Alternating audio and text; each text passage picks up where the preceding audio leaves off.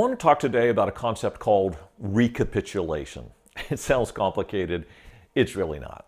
If you've ever put a kid on a carousel and you wave at them as they disappear from sight, and then they come back again and you wave at them again like you've never seen them before, that basically is recapitulation. What goes around comes around. That's true in the Bible as well. And the terms that the Bible uses for that is type and antitype. There's types in the Old Testament like Moses, David, Elijah, and they resurface in the New Testament almost always in the person of Jesus. So you might think that the type is the real deal. I mean, it's Moses, he's the real deal. Actually, not in biblical terms.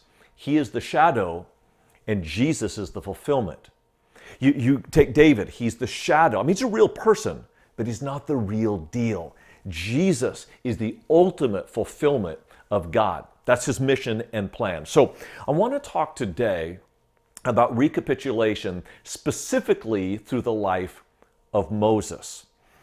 In Deuteronomy chapter 18, verse 18, God makes this promise to Moses and all the people. I will raise up for them a prophet like you from among their fellow brothers, and I will put my words in his mouth, and he will speak to them all that I have commanded him.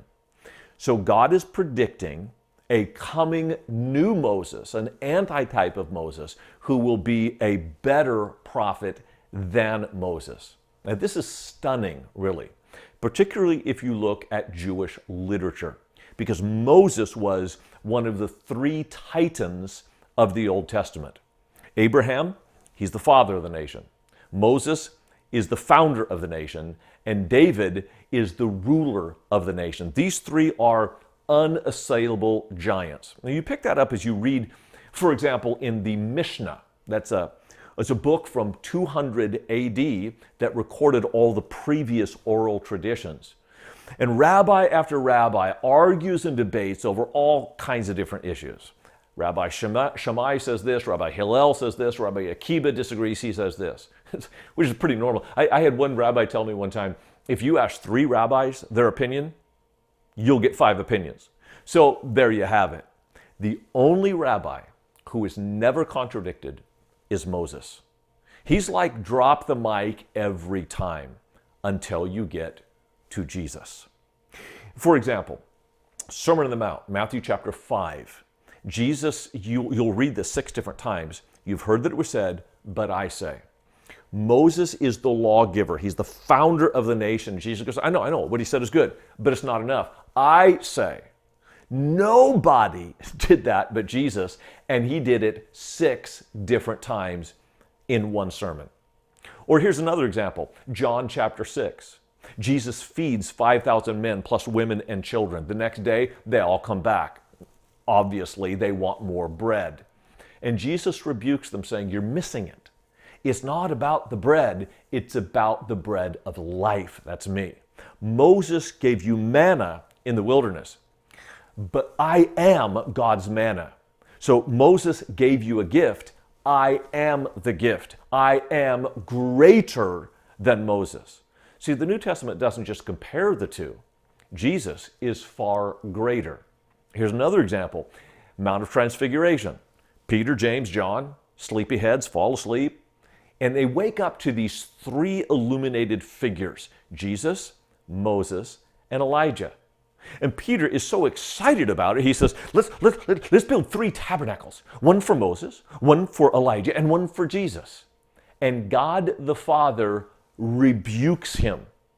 This is my son. Listen to him. And the others disappear. It's telling you the story that Jesus is not comparable to Moses. He is far greater than Moses. He is the fulfillment of Moses. Now, that's recapitulation in the life of Moses. It is stunning, but it's also a model of how to read all of the rest of the Bible. You take Jesus, and it's like a set of goggles, and you put these goggles on, and you begin to see Jesus everywhere, not just in Moses. He is the new David.